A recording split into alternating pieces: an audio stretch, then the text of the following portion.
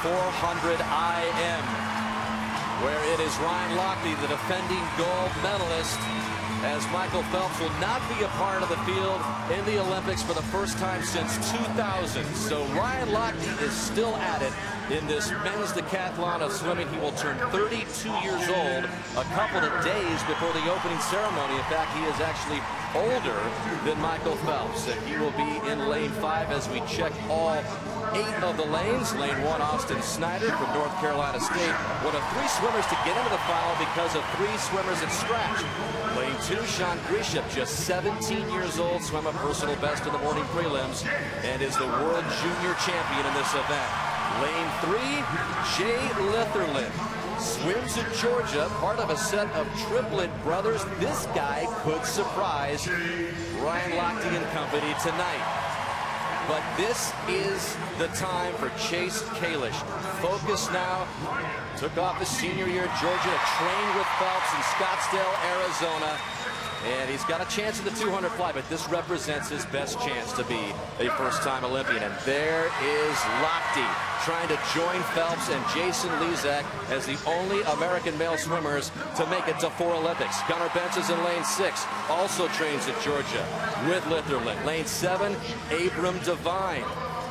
He got in because of one of those 3 swimmers that scratched, and so did Charlie Swanson in lane 8, just 18 years old, also benefiting from the scratches, which included Olympian Tyler Clary, who chose not to go in the finals here. But there is Kalish, and we expect it to be Rowdy, Kalish, and Lochte to nail down the first 2 Olympic berths, but it's going to be one heck of a race.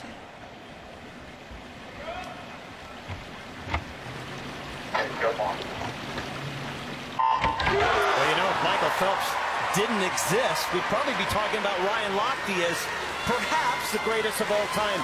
But he's won 11 medals, Dan, and his legacy is certainly secure as one of the best in history. And if he takes it out like he did in the preliminaries, he's going to be out very, very fast. I was talking to his coach, David Marsh, earlier, and he said he's just got to manage that first 150 meters. Just don't jump on the first 15 meters of each 50.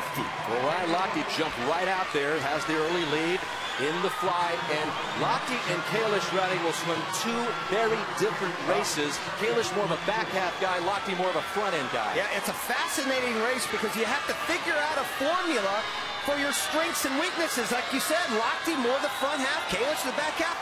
Although Lochte has a great freestyle, he may make the team in the 200 free, and then you've got Kalish who has a great butterfly. He may make the team in the 200 fly.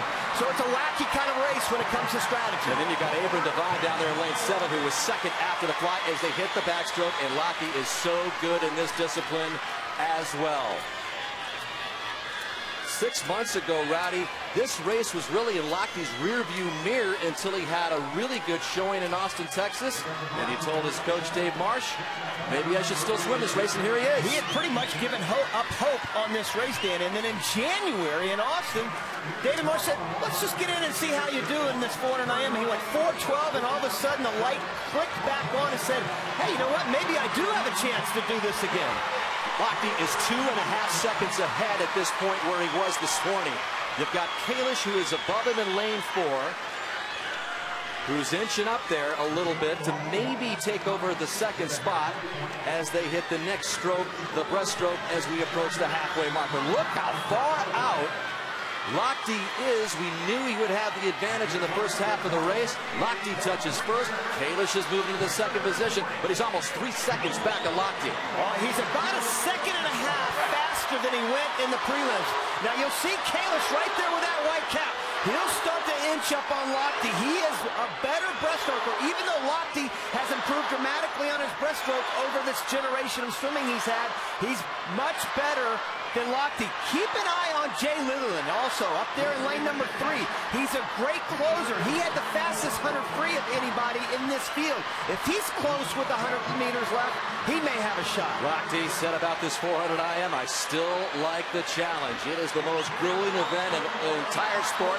And there is Kalish, who's challenging him just above him. And above Kalish is Jay Litherland. They seem to be the only three swimmers who have a chance right now to get into the top two. And here comes Kalish inching up on Lochte as they get ready to hit the final 100 meters in the free. Kalish is going to pass Lochte now in the breaststroke as they hit the 100. Well, Kalish looked spectacular on that third 100. You can't let up on that breaststroke, and Kalish just blew right by Lochte. Kalish maybe realizing that this is his time. Way out ahead of Lochte, and now with Litherland up there in lane 3 and Lochte fading, Lochte has to keep an eye on him. Top two get to Rio. There's no question. Lochte's breathing to his right, so he can see Litherland over there in lane number 3, and he's actually kind of coming up on Chase Kalish a little bit, and here comes Litherland as well. Yeah, Lochte's not going to totally die. Kalish still has the clear lead, 50 meters left. Kalish maybe just 40 meters away from his first Olympic berth. Lochte looking for Olympic berth number 4, and here comes Litherland up there in lane 3, giving Lochte a challenge. I think Litherland's going to go by Ryan Lochte. He is. Here comes Litherland. Lochte is fading. Kalish is going to finish first, and Jay Litherland up there in lane 3 trying to hold off Lochte, who is charging. Litherland is on his way to Rio as well.